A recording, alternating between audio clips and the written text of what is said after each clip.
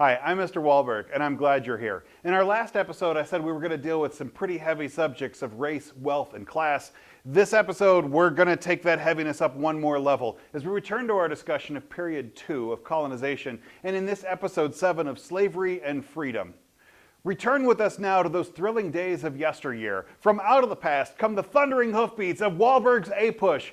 History class rides again!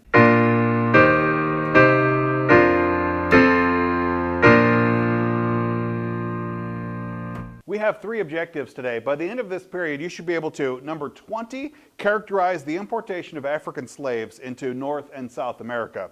21, explain how slavery and African slavery differed regionally in 18th century North America. And also, number 22, to identify various meanings of British liberty in the 18th century. Let's begin our discussion today in Roman numeral number 20 of slavery and empire. The Middle Passage was a period, like the area from Africa to the New World, and it was part of a series of triangular trade routes that crisscrossed the Atlantic. African slaves were forced to endure the Middle Passage, the ship journey from Africa to the Americas, and they suffered the bleakest fate of all corners of the triangular trade. Slaves were crammed aboard ships for maximum profit, and countless people died from disease or dehydration or suicide or violent shipboard revolts. Slave traders took a majority of the slaves to Brazil and to the West Indies, and their death rates were high if they survived the trip. Survivors then began an endless life of endless work and exploitation, essentially from the moment they arrived. Because planters worked slaves to death quickly and constantly brought new ones, slaves stayed re-Africanized constantly with African languages and religion and culture.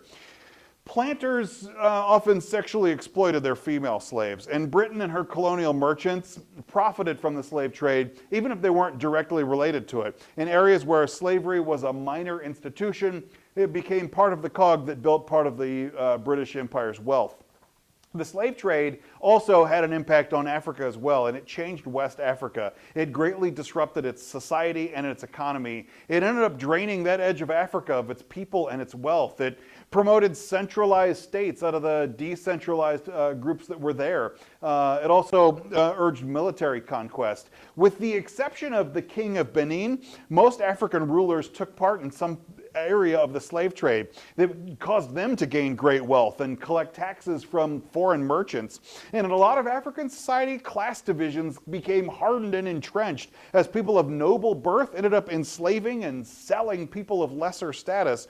The imbalance of the sexes, because like men were of higher value than women in the slave trade, the imbalance of sexes basically ended up there was a man shortage in Western Africa, allowing some African men to go take several wives at one time, introducing polygamy and changing the nature of marriage. The Atlantic slave trade even prompted higher versions, or more harsh versions of slavery in Africa, eroding the dignity of human life there and in the New World. The slave trade ended up hurting all sides of the transaction when you're talking about actual human costs. Violence laid at the heart of the slave system. Laws allowed even extreme punishments as like branding for anybody that would run away. Family life became fragile, and owing to the constant threat of sale or punishment or how could a person keep a family together? Families can be broken up and sold at any time. On most plantations, slaves came from different regions of West and Central Africa with different languages. There's no, in the beginning anyway, no slave culture because so many different inputs came at one time. There's not really a unified culture that develops out of it. Now, planters actually preferred this. They thought that the disunity and sort of social chaos would go and keep the communication from happening. If people have an inability to communicate, then they can't, collaborate together and rebel. And for most of the 18th century, most American slaves weren't born in America. They were born in Africa and brought over unwittingly. Slaves didn't initially think in themselves as Africans, as like a unit of Africans, and certainly not African American, but as members of their specific family or clan or even race. The only thing that they had in common was that they were all slaves. As enslaved black people forged a new identity in America, their lives became shaped by the African past. influenced decorative motifs and housing and musical instruments and religious patterns. African religion in colonial America they were of a great variety because everybody's coming from different places. They all have their, different practices and different beliefs. In general, and it's hard to make it's like when we talk about Native American religion, it's hard to really, it's like, what was African theology? Well, it's 100 different things. But in general, we might believe that they're similarly animist, believing in spiritual forces in nature. And the experience of transitioning from a traditional African culture into Christianity, it was difficult for slaves. When slaves would go and adopt Christianity, they often melded the religion with their traditional beliefs as well. Roman numeral number 21, there were different slave systems that developed in Britain's different mainland colonies. So basically, like the pockets of slaves the pockets of colonies had different slave cultures because their economies are different and require different types of labor. Let's begin in the North and Northern slavery. The economies of New England and the middle colonies were based on small farms. They're not big plantation farms, they're small farms that could often be run by the families themselves. So when slavery does, and it does exist in the North, but when it does, it's a different model. There aren't that many slaves, and so slavery just was far less important because of the economic demands. Given that slaves were few, and the ones that existed didn't pose a huge threat to society because there was, the white majority was such a majority that the laws were less harsh than they would find in other parts of the country. Slaves did they had a sizable population in urban areas, in particular Philadelphia and New York, the most important urban areas in the North. And there they made up a significant pool of the urban labor force. The northern colonies, though, they had a different culture of black life. An African American culture developed slowly as basically black Americans had more access to mainstream life. Subpoint B, let's turn our eyes down to the Deep South, into the Carolinas and Georgia. And we think of this maybe as the Rice Kingdom. The South Carolinian and Georgian slavery rested on rice cultivation. It required large-scale corporations. They're not small farms, they're huge rice, something like a plantation. And it required a different type of labor model. There's work to do, but basically when the job is done for the day, there's like a punch list. It's a task system. You got to get your tasks done. And when those are done, the work is kind of done for the day. It's kind of just the nature of rice cultivation. And so slaves, while it requires a lot of people, it also develops leisure time. And you find that black slaves end up developing their own cultivation of crops. It's a different kind of life down there. In 1770, the number of South Carolinian slaves had reached 100,000 people, well over half of the colony's population. So the majority, and a significant majority, were slaves who had no rights, who could hold no rights. South Carolinian slaves, they had it the absolute worst. Growing rice required working in pools of putrid, gross water. And so mosquitoes are everywhere. And mosquito-borne diseases, things like malaria, these epidemic diseases would kill thousands of people, thousands of African lives. The slave population there in the Deep South, they suffered a lot of deaths and very few births. And so constantly the farms there are importing, and so it's constantly the slave pool is re-Africanized over and over again, and it caused the black population to develop distinctly there because it never really gets a chance to develop in the same way. It stays Africanized in the Deep South.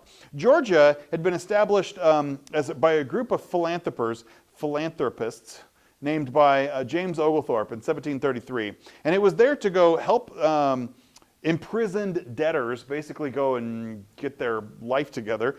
He had banned liquor, and Georgia initially had banned slaves, but settlers began demanding their right of self-government. They repealed both of those bans by the early 1750s. And in 1751, Georgia became a royal colony, not an independent colony. In South Carolina and in Georgia, two very different black societies emerged between rural areas and urban areas. Communities on rice plantations, they retained significant African elements, things like housing styles and how children were named and language practices, and they had very little contact with white people. But in the cities, in Charleston and Savannah, the biggest notable cities of the South at the time, their slaves assimilated more quickly into Euro-American culture because they have greater exposure to it. But let's look a little bit northward towards our middle colonies, and in particular of the Chesapeake area. And Chesapeake slavery is not based on rice, and it's not based on small family farms. It's tobacco country. And in 1860, labor switched from indentured servitude practice to slave practice. And by 1700, planters in Virginia and Maryland, they took advantage of these increased British trades in slaves. They imported thousands of slaves and created essentially a slave society. Living and working conditions in Chesapeake, like Maryland and Virginia, they allowed slaves to live fairly long lives. Tobacco cultivation wasn't nearly as personally dangerous as it was as, let's say, rice production in the Deep South. So living and working conditions, you don't really want to say that slaves lived better lives, because slavery is always a bad life, but they lived longer lives. Tobacco planters tried to increase their workforce the old-fashioned way through reproduction, and so you find that purchasing female slaves and encouraging families is a different model of slavery in the Upper South. And by the mid-1700s, slaves made up 30% of all of the Chesapeake population, and over 3/4 of that 30% were American-born. Slavery transformed Chesapeake society into this elaborate hierarchy with degrees of freedom along the way. And we'll talk more about that in a future class. But the hierarchy was basically, at the top you have large planters. And by large planters, I mean large estates, not that they're physically large, but large planters. And then below them, yeoman farmers, who are small business farmers. And then below them, indentured servants, where the practice still exists. And then tenant farmers. Tenant farmers don't own land, they just work for plantations. And then at the bottom of the society was slaves. And that's kind of how the Chesapeake hierarchy works. Chesapeake area, though, slaves learned English. They participated in the Great Awakening, a religious movement, which we'll talk more about in a bit, and they were around white culture. And so you find in these different areas, slavery in the middle colonies in New England grows up differently than it does in the Upper South, and definitely different in the Deep South. Roman numeral number 22. And this title, I call it The Empire of Freedom. I've borrowed it exactly from Dr. Foner, and it's such an Eric Foner-like idea, an empire of freedom. Subpoint A, the resistance to slavery. Many plantation slaves in South Carolina and Georgia escaped. I mean, escape was always kind of like a feature of slavery, escaping to Florida or to the cities. The first 18th century slave uprising occurred in New York City in 1712. An uprising also occurred in the French Quarter of Louisiana, and a panic in 1741 in New York City after a series of fires broke out. All these fires were rumored to have been set by a slave conspiracy to go attack white people, and it set off a panic in New York in 1741. But I think the most notable rebellion is called the Stono Rebellion in 1739. It happened in South Carolina, and it's the largest slave uprising of the 18th century. It's also worth noting that it was a failure and quite a loss for all the people involved in it. Inspired by these Spanish promises of freedom, around 20 Africans revolted and killed white people along the Stono River just south of Charleston in South Carolina. They got guns and other weapons, and they killed several planter families. And then they marched south, beating drums and inviting other Africans to come and join them. And then they would join their plan to go flee to the Spanish-held corners of Florida. The group swelled. There was around 75 people involved in the revolt, in the rebellion. Militiamen then captured and killed many of those rebels, the Stono rebels. They dispersed the rest and essentially prevented a general uprising and ended the Stono Rebellion. But despite the rebellion's failure, it sent a chill through the bones of the Southern colonists, and it led to a tightening of harsh slave laws that were already in place. They basically said here was a 75-person revolt. Had it swollen, it would have been unstoppable because, South Carolina, there's more slaves than free people. So the South Carolinians then reduced slave imports, they intensified plantation discipline, and that Stono Rebellion led to the death of 200 slaves and 24 white people in retaliation for it. Subpoint B, as the southern colonies became slave societies, life changed for white people as well as for black people. Successful planters, people like William Byrd, they believed that their wealth would gain them acceptance into English society. The English gentry, for their part, always thought the colonists as, inferior provincials.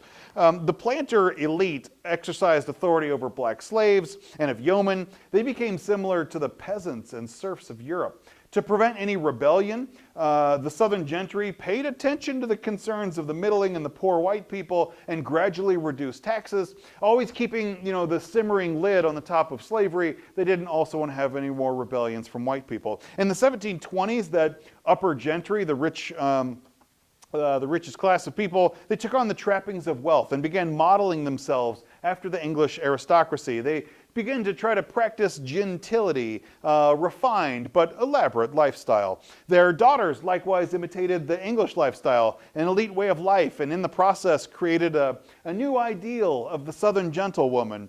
The profits of the South Atlantic system, it helped form an increasingly well-educated, refined, and stable ruling class, particularly in the South. By 1770, most English Chesapeake families owned at least one slave. And because in the Chesapeake, most English Chesapeake families owned at least one slave. Not everybody owns a slave, and most people don't have plantations with hundreds of slaves, but there's definitely people have slaves. And it gave the most, a majority of the people, some level of stake into the exploitive labor system. Poor yeoman farmers and subtenants then eventually get the right to vote, so you don't even need to own land to go take a greater role in the democracy. And in return, the planter elite expected the yeoman farmers and the tenants to go elect them to office and defer to their power. In subpoint C, let's discuss Enlightenment philosophy and the growing movement towards liberalism. And I mean liberalism in its classical liberalism, not in 21st century American politics. Because the century between Isaac Newton writing Principia Mathematica in 1687 and the French Revolution in 1789, that century of change, the philosophers of the English Enlightenment, they used scientific reasoning. The Enlightenment is basically understanding that we can understand the science of the universe, and do people operate by the same laws? So it tries to take scientific principles and understand human behavior, and that's kind of the backbone of the Enlightenment. So they used scientific reasoning to study all aspects of life, including social institutions and behavior. Enlightenment thinkers tended to advance four fundamental principles. First, that the natural world was ordered with natural law and a law-like order, but also the power of human reason to understand that law. That individuals have natural rights, not necessarily God-given rights, because the Enlightenment isn't a theological movement, but it just says that people in their nature have certain rights to them, but also that those rights and that understanding of human reason and the law-like order of the natural world can unite to form a progressive improvement of society. Now, liberalism, and I mean this differently than the way we use it in contemporary politics, but liberalism was strongly influenced by a philosopher known as John Locke. John Locke proposed that our lives weren't fixed, that we could change by education and purposeful action. John Locke's work, in particular his two treatises on government, he advanced the theory that political order, and this is important, you want to hang on to this, that political order was not divinely ordained. John Locke rejects the idea of the divine right of kings, that God has chosen some people to be kings. He instead says that the kings any government derives its power from the consent of the governed. That social compacts exist because people preserve their own rights to life, liberty, and property, and that when people feel like governments are no longer protecting those rights of life, liberty, and property, then the government has lost the consent of the governed, and that government should be dissolved and go start a new government. This idea, this liberal understanding of freedom becomes just absolutely intoxicating to American Enlightenment thinkers. We're not quite there yet. We will be soon. Subpoint D. Central to this idea of British identity was the concept of liberty. Englishmen thought of themselves as freemen, and British liberty was the consent of the governed, the restraints on political authority, and rights through common law. Liberty had lost its traditional association with privileges from membership in these distinct social classes. No, liberty became identified as a general right to resist government. Ordinary people began protesting in the streets against oppressive authority. In Britain and in America, liberty was the battle cry of the streets. When people thought that they were being oppressed, they didn't say, "Hey man, quit keeping me down." They cried out for liberty. And ordinary people protested in the streets against oppressive authority. Frequent crowds protesting violations of traditional rights, they gave concrete expression to the popular belief in the right to oppose tyranny. ordinary persons took to the streets to protest efforts by merchants to raise the cost of bread above the traditional just and fair price, or the Royal Navy's practice of impressment, which basically meant that they took poor men, essentially kidnapped the poor people on the streets, and forced them into service on the seas, into maritime service. This movement celebrated active participation in public life by an economically independent citizenry. In particular, people believed in the idea of Republican virtue. And I don't mean Republican like, again, political parties in our understanding of today. I mean like a virtue of the republic. And so that's this willingness to subordinate your self-interest for the public good that became crucial to public life in general. Republicanism and liberalism, they reinforced each other throughout the Enlightenment, and both ideas helped divide ultimately the empire. Now, if this was a novel, we might call that foreshadowing, and I can't wait to tell you the rest of the story. Make sure you like and subscribe. God bless you.